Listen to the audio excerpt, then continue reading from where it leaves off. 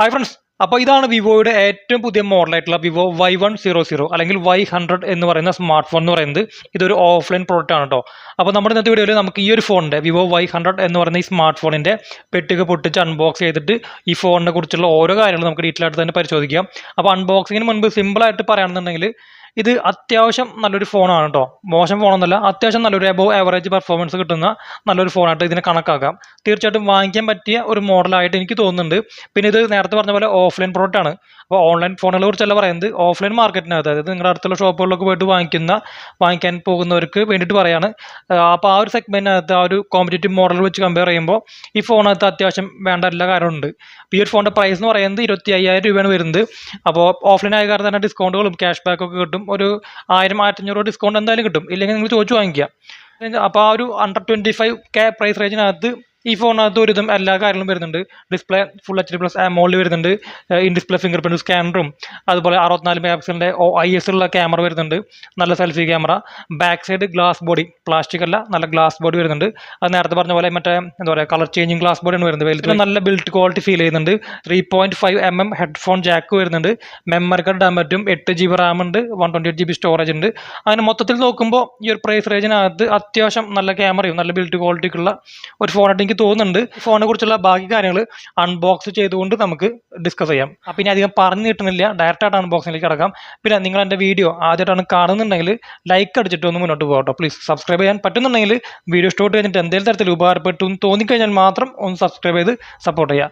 അപ്പോൾ അൺബോക്സ് ചെയ്യാം. അപ്പോൾ ഇതാണ് വിവോ Y100 എന്ന സ്മാർട്ട് ഫോണിൻ്റെ ബോക്സ് എന്ന് പറയുന്നത്. ബോക്സിന് മുകളിലായിട്ട് വിവോ Y100 മോഡൽ നെയിം കൊടുക്കുന്നുണ്ട്. ഫോണിൻ്റെ ഒരു ഫോട്ടോ കൊടുക്കുന്നുണ്ട്. നമ്മൾ എടുത്തിട്ടുള്ളത് ഇതിൻ്റെ ഗോൾഡൻ കളറാണ് കേട്ടോ. പിന്നെ ബ്ലൂ കളറും ബ്ലാക്ക് കളറും വരുന്നുണ്ട്. അങ്ങനെ മൊത്തം 3 കളറിലാണ് ഈ ഫോൺ വരുന്നത്. പിന്നെ സൈഡിൽ ഇതുപോലെ ബ്രാൻഡിങ് കൊടുക്കുന്നുണ്ട്. പിന്നെ ബാക്ക് സൈഡിൽ ഇതുപോലെ കളർ ചേഞ്ചിങ് ഗ്ലാസ് ആണെന്ന് കൊടുക്കുന്നുണ്ട്. 64 മെഗാപിക്സലിൻ്റെ OIS ഉള്ള ക്യാമറ ആണെന്ന് എഴുതിയിട്ടുണ്ട്. പിന്നെ 8GB റാമിന് കൂടെ 8GB റാം എക്സ്പാൻഷൻ്റെ കുറച്ച് കാര്യങ്ങളും. ഇതൊരു മെയ്ഡ് ഇൻ ഇന്ത്യ പ്രൊഡക്റ്റ് ആണ്. പിന്നെ അതിൻ്റെ IM നമ്പർ കാര്യങ്ങൾ, കളർ, അങ്ങനെ കുറച്ച് കാര്യങ്ങളൊക്കെയാണ് ഈ ഫോണിൻ്റെ ബോക്സും എഴുതിയിട്ടുള്ളത്. അപ്പോൾ മെയിൻ ബോക്സ് നമുക്ക് ഇത്തരത്തിൽ ഓപ്പൺ ആക്കി കഴിഞ്ഞാൽ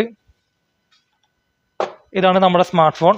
അതോട്ടിട്ടെ ഇവിടെ നമുക്കൊരു IM നമ്പറിൻ്റെ സ്റ്റിക്കർ ഇടും. അത് ആവശ്യമുള്ളതല്ല. ഒരു ട്രാൻസ്പെറൻ്റ് ആയിട്ടുള്ള ഒരു ബാക്ക് പൗച്ച് കിട്ടുന്നുണ്ട്. ഒരു ആവറേജ് ക്വാളിറ്റിയാണ് വരുന്നത്.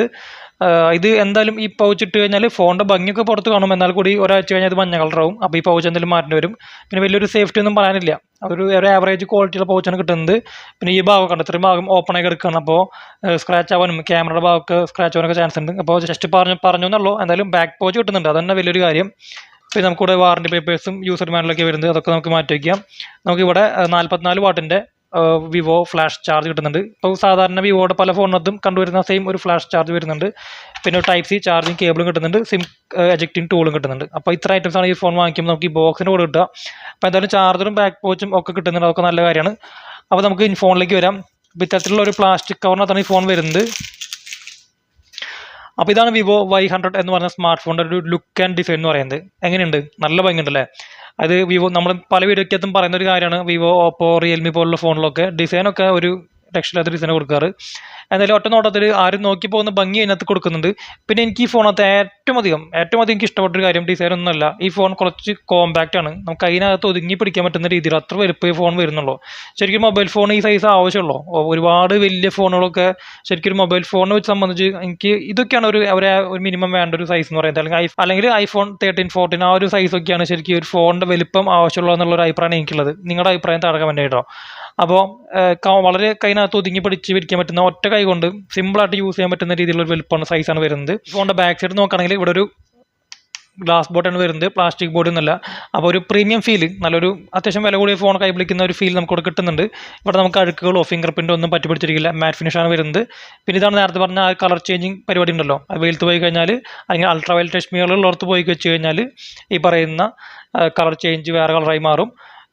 വേറെ അകത്തേക്ക് വന്നു കഴിഞ്ഞാൽ ഒരു 2-3 മിനിറ്റിനകത്ത് ഇപ്പോൾ ഈ ഒരു സെയിം കാണുന്ന കളറിലേക്ക് മാറും ചെയ്യും. പിന്നെ ഡിസൈൻ അവിടെ തന്നെ ചെറിയ രീതിയിൽ ഇവിടെ ഒരു ലൈൻ പോലൊക്കെ ഒരു ഡിസൈനൊക്കെ കൂടെ കൊടുക്കുന്നുണ്ട്. അതൊക്കെ നന്നായിട്ടുണ്ട്.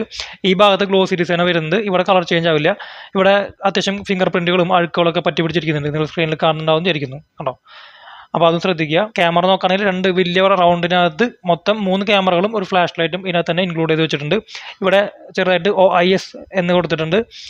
പിന്നെ ഇവിടെ താഴെ വിവോയുടെ ബ്രാൻഡിങ്ങും നെയിമൊക്കെ കൊടുക്കുന്നുണ്ട്. എന്തായാലും നന്നായി ഡിസൈൻ വൈസ് നല്ല ഭംഗിയുണ്ടെന്ന് പറയാം. സൈഡ് ബോക്സ് ഡിസൈൻ വരുന്നത് ഇപ്പോൾ വരുന്ന പല ഫോണിനകത്തും വരുന്ന ബോക്സ് ഡിസൈൻ. തിക്നെസ് ഒക്കെ വളരെ കുറവുണ്ട്, വളരെ വളരെ സ്ലിം ആയിട്ടുള്ള ഫോണാണ് എന്ന് പറയുന്നത്. സൈഡിൽ ഇവിടെ പവർ ബട്ടൺ വരുന്നുണ്ട്, വോളിയം അപ്പ് ആൻഡ് ഡൗൺ കീകൾ വരുന്നുണ്ട്, മുകളിൽ സെക്കൻഡറി നോയ്സ് ക്യാൻസലേഷൻ മൈക്ക് വരുന്നുണ്ട്, സിം കാർഡ് ഹോൾഡർ വരുന്നുണ്ട്. നമുക്ക് ഹൈബ്രിഡ് സിം സ്ലോട്ടാണ് വരുന്നത്. നമുക്ക് വേണമെങ്കിൽ ഒരു മെമ്മറി ആയിട്ട് ഉപയോഗിക്കാം, അല്ലെങ്കിൽ ഡുവൽ സിം ആയിട്ട് യൂസ് ചെയ്യാം. അതും എന്തായാലും നല്ലൊരു കാര്യമാണ്. കാരണം ഇപ്പോൾ വരുന്ന പല ഫോണിനകത്തും ഈ പറയുന്ന മെമ്മറി കാർഡിൻ്റെ സ്ലോട്ട് ഇല്ലാത്തത് കൊണ്ട് നമുക്ക് വേണമെങ്കിൽ മെമ്മറി കാർഡ് എക്സ്ട്രാ ചെയ്യാന്നുള്ളത് നല്ലൊരു കാര്യമാണ്. ഇവിടെ സ്പീക്കറിൻ്റെ ഗ്രില്ല് വരുന്നുണ്ട്, ടൈപ്പ് സി ചാർജിങ് പോർട്ട് വരുന്നുണ്ട്, 3.5mm ഓഡിയോ ജാക്ക് വരുന്നുണ്ട്. അതും നല്ലൊരു കാര്യമാണ്. നമുക്ക് ഹെഡ്ഫോൺ ജാക്കും ഇപ്പോൾ വരുന്ന പല ഫോണിനകത്തും വരുന്നില്ല. അപ്പോൾ ആ ഒരു കാര്യം നല്ലതായിട്ട് വേണമെങ്കിൽ പറയാം. പിന്നെ മൈക്രോഫോണിൻ്റെ ഹോൾ വരുന്നുണ്ട്, സ്റ്റീരിയോ സ്പീക്കർ ഒന്നും കൊടുക്കുന്നില്ല കേട്ടോ. അപ്പോൾ ഡിസൈൻ വൈസ് എന്താ പറയുക, നല്ല ഭംഗിയുണ്ട്. കയ്യിൽ പിടിക്കുമ്പോൾ ഞാൻ നേരത്തെ പറഞ്ഞ പോലെ കയ്യിൽ പിടിക്കുമ്പോൾ വളരെ കംഫർട്ടബിൾ ആയിട്ട് നമുക്കിത് യൂസ് ചെയ്യാൻ പറ്റുന്നുണ്ട്. അത് എനിക്ക് വളരെയേറെ ഇഷ്ടപ്പെട്ടു. നമുക്ക് എന്തായാലും ഇനി അടുത്തായിട്ട് ഈ ഫോണിൻ്റെ ഡിസ്പ്ലേയിലേക്ക് വരാം. അപ്പോൾ ഡിസ്പ്ലേ എന്ന് പറയുന്നത്, ഞാൻ ഈ ഫോൺ ഓൾറെഡി സെറ്റപ്പ് ഒക്കെ ചെയ്ത് ഉപയോഗിച്ച കാരണമാണ് ഇങ്ങനെ വരുന്നത്. ശരിക്കും സെറ്റപ്പ് ചെയ്യേണ്ട ആവശ്യമുണ്ട്. ഡിസ്പ്ലേ ഒരു രക്ഷയില്ല, ഗംഭീര ഡിസ്പ്ലേ ആണ് വരുന്നത്. ഫുൾ HD+ AMOLED ഡിസ്പ്ലേ ആണ് കൊടുക്കുന്നത്. അപ്പോൾ അതിൻ്റെതായ ക്വാളിറ്റി ഉണ്ടായിരിക്കും. 1300 nits ബ്രൈറ്റ്നസ് ഒക്കെ വരുന്നുണ്ട്. നല്ല ബ്രൈറ്റ് ആയിട്ടുള്ള ഡിസ്പ്ലേ ആണ്. ഞാൻ ഫുൾ ഇടുന്നില്ല, ഫുൾ ഇട്ട് കഴിഞ്ഞാൽ ആകെ വെളിച്ചവും ഒരു പകുതിയൊക്കെ ഇടുന്നുള്ളൂ. എന്നിട്ട് നല്ലൊരു ഡിസ്പ്ലേയുടെ ഭാഗത്ത് ഒന്നും പറയാനില്ല, നല്ല കളർഫുൾ ആയിട്ടുള്ള നല്ല ക്വാളിറ്റി ഉള്ള ഡിസ്പ്ലേ കിട്ടുന്നുണ്ടെന്ന് പറയാം. ഇനി താഴെ നോക്കുമ്പോൾ കുറച്ച് അധികം വലിയ ബെസൽസ് കിട്ടുന്നുണ്ട്. ചിഹ്നം വളരെ വലുതാണ്, അത് എനിക്ക് അത്ര ഇഷ്ടമായില്ല. സൈഡൊക്കെ വളരെ നൈസാണ് വരുന്നത്. മുകളിൽ ഈ പറയുന്ന വാട്ടർ ഡ്രോപ്പ് നോച്ചാണ് വരുന്നത്. അത് കുറച്ച് വലിയ നോച്ചാണ്. സാധാരണ ഒരു ഒഴുക്കൻ നോച്ചാണെങ്കിൽ ഇത് ഒരു കുറച്ച് വലിപ്പം കൂടി, അതായത് എന്താ പറയുക, മുൻപത്തെ തന്നെ വിവോയുടെ V21 അതുപോലെ EV20 ആ പറയുന്ന സീരീസ് ഫോണുകൾക്കകത്തോ അല്ലെങ്കിൽ സാംസങ്ങിൻ്റെ ചില ഫോണിനകത്ത് കാണുന്ന രീതിയിലുള്ള അതേ ഒരു സെയിം ഒരു നോച്ചാണ് ഇവിടെ വന്നിട്ടുള്ളത്. അത് എനിക്ക് കുറച്ച് അത്ര കണ്ട് ഇഷ്ടപ്പെട്ടില്ല. പഞ്ച് ഹോൾ ആയിരുന്നെങ്കിൽ കുറച്ചുകൂടി നന്നായിരുന്നു. എന്നാൽ കൂടി എന്താ പറയുക, കുറച്ച് വലിയ നോച്ചായോ എന്നൊരു സംശയമുണ്ട്. എന്നാലും ഇത്തരത്തിലുള്ള വാട്ടർ ഡ്രോപ്പ് നോച്ച് ഡിസ്പ്ലേ എന്നെ സംബന്ധിച്ച് ഒരു പ്രശ്നമുള്ള കാര്യമില്ല. കാരണം എനിക്കിപ്പോഴും ഇത്തരത്തിലുള്ള വാട്ടർ ഡ്രോപ്പ് നോച്ച് ഡിസ്പ്ലേ ഉള്ള ഫോണാണ് എനിക്കിഷ്ടം കൂടുതൽ. എന്തായാലും ഇത് ചിലർക്ക് ഇഷ്ടപ്പെടാൻ ചാൻസ് കുറവാണ്, പറഞ്ഞെന്നുള്ളൂ. അപ്പോൾ ഡിസ്പ്ലേയുടെ ഭാഗത്ത് നോക്കുമ്പോൾ ഡിസ്പ്ലേയുടെ ഭാഗത്തൊക്കെ നല്ല ക്വാളിറ്റി, ഡിസ്പ്ലേ ബ്രൈറ്റ്നസിൻ്റെ ഭാഗത്ത് അല്ലെങ്കിൽ കളറിൻ്റെ ഭാഗത്തൊക്കെ നല്ല അടിപൊളി തന്നെ കൊടുക്കുന്നുണ്ട്. ഈ ഡ്രോപ്പ് നോച്ച് വാങ്ങിച്ചൊരു മാറ്റി ഒരു പഞ്ച് ഹോളൊക്കെ കൊടുത്തിരുന്നെങ്കിൽ ഒന്നും കൂടി ഭംഗിയായേനെ അല്ലേ, ഇതുപോലെ ആയേനെ.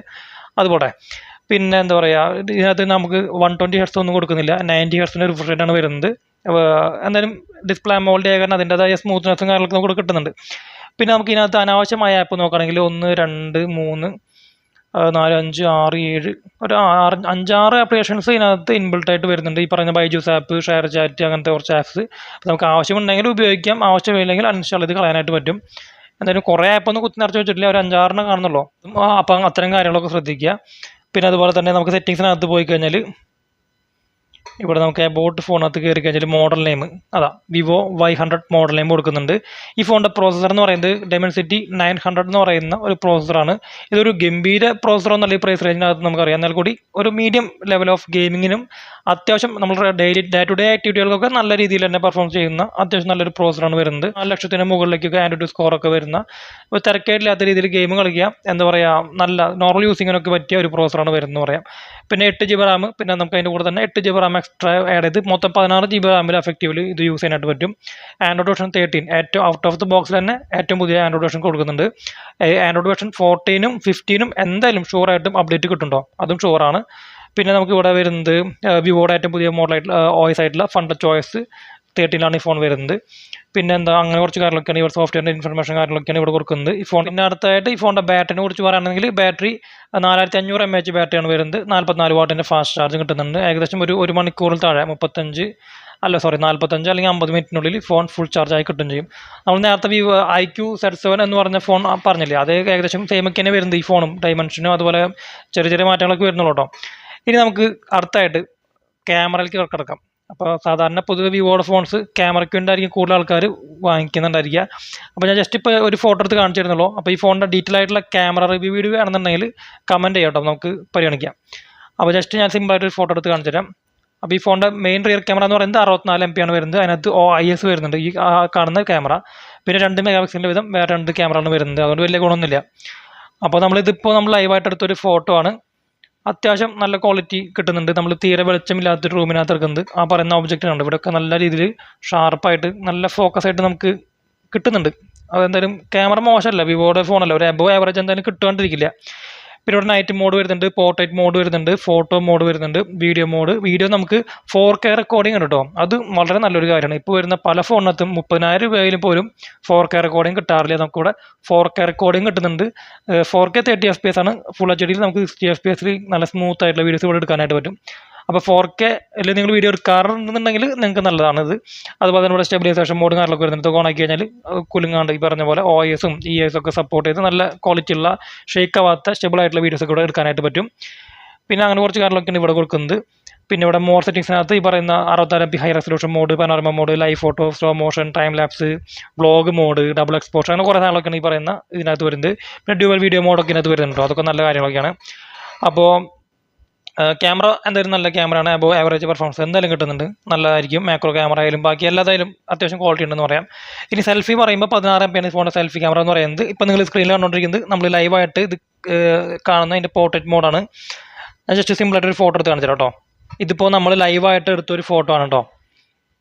ഇത് ഇതിൻ്റെ നോർമൽ ക്യാമറ, സെൽഫി ക്യാമറ ഉപയോഗിച്ചുകൊണ്ടുള്ള സെൽഫിയാണ്.